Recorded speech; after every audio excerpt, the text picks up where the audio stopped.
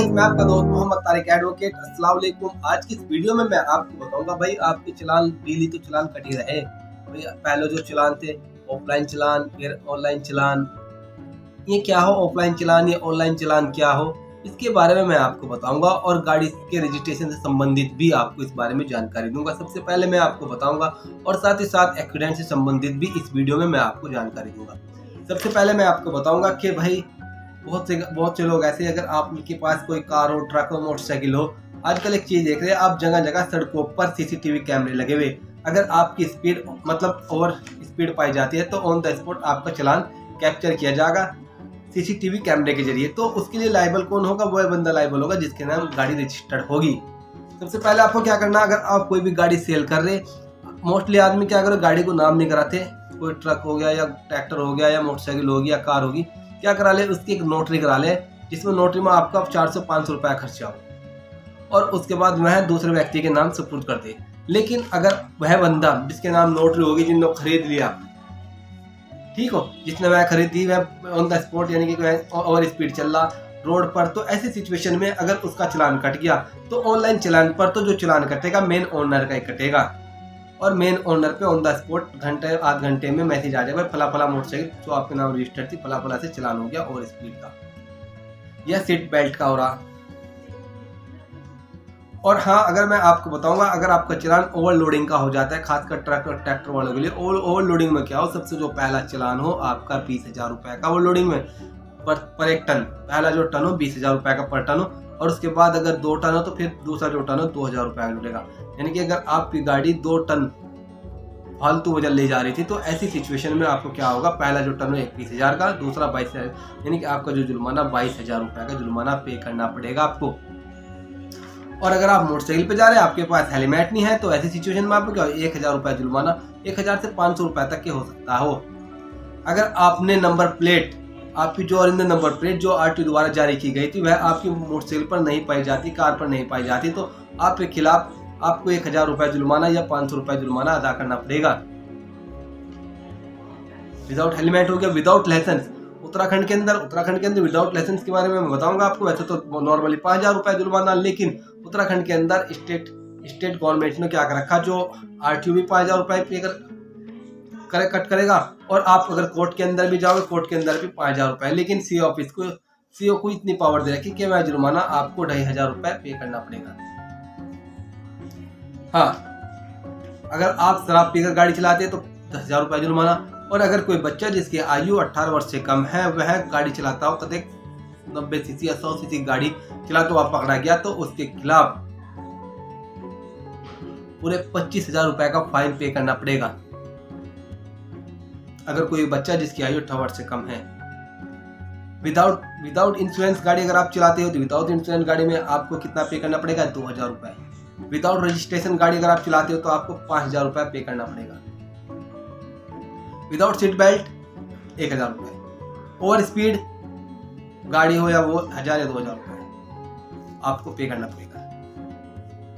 यार, अगर आपको साथ ही साथ मैं आपको इस वीडियो में बताता हूँ कि एक्सीडेंट, अगर आपसे कोई भी एक्सीडेंट हो जाता है उस बारे में मैं आपको बताऊंगा। अगर आपसे कोई भी दुर्घटना घटित हो जाए या कोई भी एक्सीडेंट हो जाए, आप कहीं कार लेके जा रहे या मोटरसाइकिल लेके जा रहे, कोई ट्रक लेके जा रहे, तो आपके खिलाफ कौन कौन सी कानूनी कार्रवाई हो सकती है, और आपको अगर आपके पास इंश्योरेंस नहीं है और साथ ही साथ आपके पास ड्राइविंग लाइसेंस भी नहीं है तो आपके खिलाफ कौन कौन सी कानूनी कार्रवाई होगी, कौन कौन सी धाराओं में मुकदमा पंजीकृत होगा,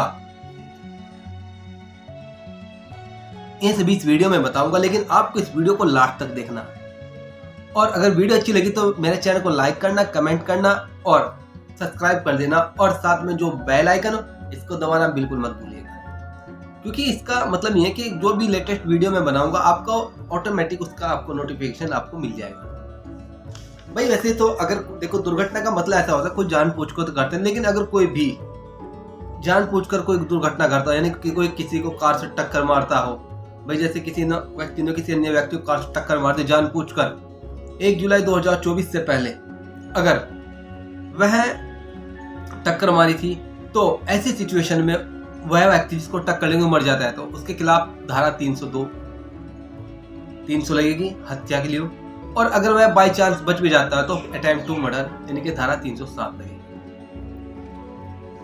ठीक है। लेकिन अगर दुर्घटना घटित हो गई, भाई जानबूझ को नहीं है, कोई जानबूझ कोई दुर्घटना घटित करना नहीं चाहता, लेकिन अगर फिर भी हो जा कोई भी एक्सीडेंट अगर हो जाता है, तो ऐसी सिचुएशन में 1 जुलाई 2024 से पहले आप पर जो सेक्शन लगती थी 337 सिंपल इंजरी पर, यानी कि अगर सिंपल इंजरी आई, और आईपीसी, और 338 ग्रीवियस हर्ट, यानी कि अगर ज्यादा इंजरी आ गई, ज्यादा चोट लग गई, ठीक हो। और अगर लापरवाही से आपने कार चलाई या बाइक चलाई या मोटरसाइकिल चलाई, जो भी, तो आप पर सेक्शन 279 लगती थी।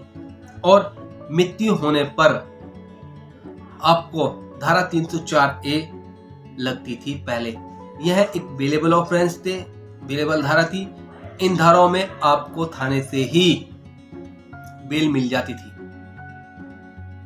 और सेकंड बात क्लेम की, अगर आपसे कोई एक्सीडेंट हो गया, आपके खिलाफ ये तो मुकदमा पंजीकृत होगा, लेकिन क्लेम का जो सिचुएशन है, क्लेम की कोर्ट अलग बनी हुई हो। हर एक जिले में क्लेम की कोर्ट नहीं होती, लेकिन हाँ हर एक राज्य में हो क्लेम की कोर्ट, वहां पर आप क्लेम डाल सकते हो। ऐसी सिचुएशन में अगर आपके पास ना तो ड्राइविंग लाइसेंस हो, ठीक हो, आप गाड़ी लेके जा रहे हैं, ना तो आपके पास ड्राइविंग लाइसेंस हो और आपके पास ना ही इंश्योरेंस है, ऐसी सिचुएशन में अगर आपसे कोई दुर्घटना घटित हो जा, तो ऐसी सिचुएशन में आपको कितना क्लेम देना पड़ेगा।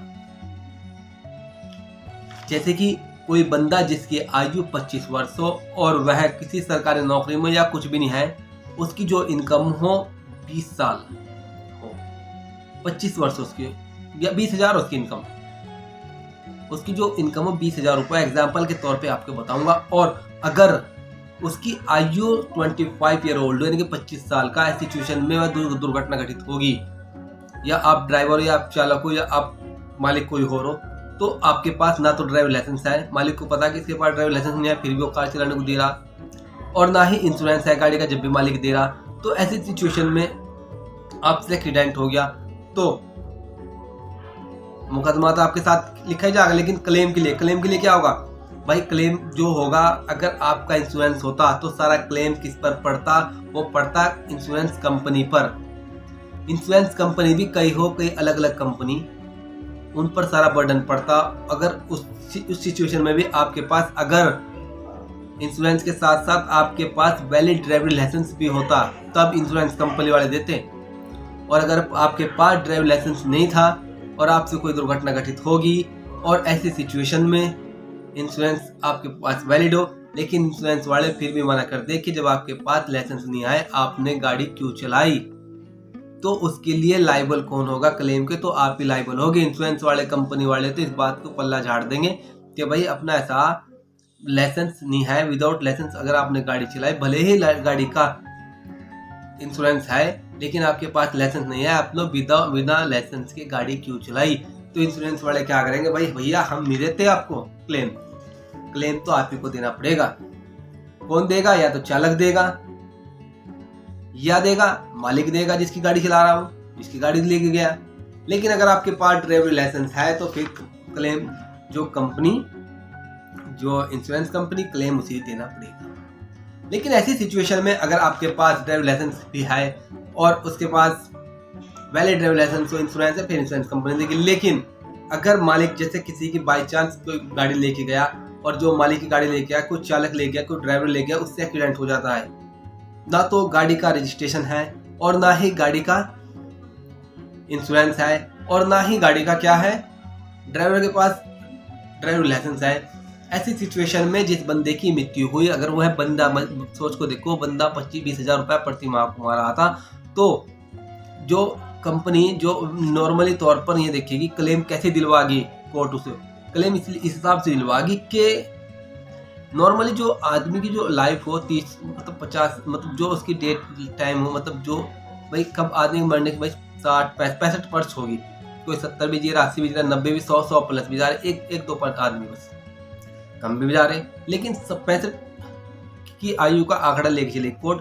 और अब जोड़ लो 25 से लेकर 26 से लेकर 65 वर्ष तक के 20,000 रुपए प्रति माह की दर से कोर्ट क्या हो उसे क्लेम दिलवाए कि तो उसके परिजनों को, या कुछ भी कम भी कर सकती हो। लेकिन अगर आपकी गाड़ी से एक्सीडेंट हो गया, किसी की मृत्यु होगी, ऑन द स्पॉट आपका सेटलमेंट हो गया। तो ऐसी सिचुएशन में आपके पास ड्राइविंग लाइसेंस भी नहीं आया था, ना इंश्योरेंस था, आपके पास कुछ नहीं था, आपका वन टाइम सेटलमेंट हो गया कि हाँ भाई 5 लाख 6 लाख 7 लाख 8 लाख। ऐसी सिचुएशन में क्या करना? ऐसी सिचुएशन में आपको ये करना कि आपका बस आप उसे दोगे क्लेम, वो आपके ऊपर क्लेम का दावा करने का ही नहीं। रही बात इसकी, जो दूसरा जो मुकदमा, अगर वो चाहो तो उसे भी वापस ले सकता हो। वापस कैसे लेगा भाई? कोर्ट में हॉटलाइन हो जाएगा, अपना बयान बदल लेगा बस। लेकिन 1 जुलाई 2024 के बाद आपने देखा होगा, जब BNS भारतीय न्याय संहिता लागू हुआ तो इसमें एक सेक्शन थी, सेक्शन 106 हिट एंड रन। इसमें यह बताया गया था कि अगर कोई भी बंदा, अगर किसी की गाड़ी से एक्सीडेंट हुआ या नहीं हुआ, अगर कोई गाड़ी एक्सीडेंट करके गया बंदा और उससे क्या हो गया कि उस बंदे का जिसका एक्सीडेंट हुआ वहां पड़ा, इस गंभीर हालत में पड़ा कि मैं बोल नहीं सकता, चाल नहीं सकता, तो ऐसी सिचुएशन में अगर कोई दूसरा बंदा पीछे से आ रहा, अगर उसने उसकी हेल्प नहीं की तो वह भी दंड का लायबल होगा, दंड के लिए, यानी कि उसके खिलाफ भी मुकदमा पंजीकृत होगा कि उसने इसकी हेल्प क्यों नहीं की। ये बता रखा। हालांकि माननीय सुप्रीम कोर्ट ने कई बार ये गाइडलाइन दे रखी कि भाई आपको मदद जरूर करनी चाहिए, और उसके बाद अगर आप किसी का एक्सीडेंट हो जाता हो, अगर आप उसकी मदद करें तो पुलिस आपका नाम पता नहीं पूछेगी कि भाई आपका नाम क्या, आपका पता क्या हो। आप तो चाहो तो आप कुछ भी पुलिस को नहीं बताओगे। इसके लिए पुलिस आपको बाध्य नहीं करेगी, ये नहीं करेगी कि आपको नाम बताना पड़ेगा भाई कितनों का एक्सीडेंट किया, किसने किया। अगर किसी का एक्सीडेंट करे कोई अंधा व्यक्ति चला जाए और आप उसकी मदद कर रहे, आप उसे हॉस्पिटल में ले जा रहे, पुलिस आपसे पूछने के लिए, आप कौन, आपका नाम पता नहीं पूछने के, पुलिस का राइट नहीं है। लेकिन जो हिट एंड रन का मसला ये था, भाई किसी ने अगर एक्सीडेंट हो, देखो चालक तो सब हो, ड्राइवर तो सब हो, मैं एक एडवोकेट हूँ, लेकिन मैं भी एक चालक हूँ। सब हो जिसने ड्राइविंग, चाहे 2 व्हीलर को, जहाँ 3 व्हीलर को, जहाँ 3 व्हीलर या 4 व्हीलर को, लेकिन सब बोला जाएगा एक ड्राइवर, एक चालक ही बोला जाएगा। हिट एंड रन में यही था कि भाई अपना ऐसा, अगर कोई दूसरा भी अन्य व्यक्ति मार के चला गया तो अगर आपने उसे उठाया, आपकी जिम्मेदारी, आपकी रिस्पॉन्सिबिलिटी, अगर बाई चांस आप उसे नहीं उठाते तो आपके खिलाफ भी मुकदमा पंजीकृत किया जाएगा। बस ये था हिट एंड रन में। इसीलिए इस पर इतना बवाल हुआ था, जितने भी ड्राइवर थे सब अपना ट्रैक पे थे, सबने हड़ताल कर दी थी, काम करने से बिल्कुल भी बंद कर दिया था कि भाई ये हम काम नहीं करेंगे, क्योंकि आपने ऐसा ही कानून बनाया कि भाई ठोक के कोई और जाओ, और अगर हमारे सिर आ जाए, हम बचाओ भी ना, तो आप क्या करोगे? आप हमारे ही खिलाफ मुकदमा पंजीकृत करोगे। तो ऐसी सिचुएशन में उस पर स्टैम्प सेक्शन 106 जो BNS की, वह लागू नहीं हुई। लेकिन ऐसी सिचुएशन में इस कानून के बाद, नए कानून के लागू होने के बाद, अगर आपसे कोई भी सड़क दुर्घटना हो जाती है तो ऐसी सिचुएशन में आपको क्या करना? ऐसी सिचुएशन में आपको ये करना कि सबसे पहले आपसे अगर कोई दुर्घटना घटित होगी, भाई आप ऐसे नहीं कि इस बंदे को छोड़ के भाग जाएंगे, आप डायल 112 पर कॉल करेंगे। 112 पर कॉल करने के बाद, चाहे आप हिंदुस्तान में कहीं भी, वो आपसे नाम पता पूछेंगे, लोकेशन पूछेंगे, आप उन्हें अपनी लोकेशन देंगे और आप बताएंगे भाई क्या क्या मसला, वो आपका मसला वो सुनेंगे, और पुलिस थोड़ी देर में वहां पर पुलिस आ जाएगी। ठीक हो? और पुलिस वहां आ जाएगी। तो ऐसी सिचुएशन में अगर आप वहां से भाग जाते हैं तो भाई बाई चांस CCTV फोटोज में या किसी भी बात में आप पकड़े जाते, आपके खिलाफ कानूनी कार्रवाई होगी। लेकिन हो सकता है आप उसकी मदद करो, उसका माइंड बदल जाए, उसका माइंड चेंज हो जाए, जिसके साथ शायद दुर्घटना हुई या वह बंदा मर गया। तो अगर आप ऐसी सिचुएशन में वहां से भाग गए और CCTV में आगे, हो सकता है भाई आपके ऊपर कोई बड़ी सेक्शन लग जाए, बड़ी धारा लग जाए, या गंभीर भाई जान पूछ को मारा इस तरीके से। लेकिन फिर भी अगर उसको खरोच चाहिए, आप उसे मतलब जब उसको चाहे जीवित हो, तो सबसे पहले आपकी रिस्पॉन्सिबिलिटी, आप उसे हॉस्पिटलाइज करोगे। चलो खैर, आपको अगर मेरी वीडियो अच्छी लगे तो लाइक करो, कमेंट करो, सब्सक्राइब करो मेरे चैनल को। इंशाल्लाह फिर मिलते हैं नेक्स्ट वीडियो में। और हाँ, आपको बताऊंगा, अगर आप विदाउट हेलमेट बाइक चलाते हो तो आप पर 1000 रुपये जुर्माना, विदाउट रजिस्ट्रेशन 5000, विदाउट लाइसेंस 5000। अगर आप उत्तराखंड में रह रहे, उत्तराखंड में आपको कोर्ट में, अगर आप RTO में अपना चालान पे करोगे तो आपको 5000। लेकिन अगर आप CO ऑफिस में करोगे तो आपके 2500, क्योंकि CO ऑफिस को पावर दे रखी, वह 2500 घटा सकता है।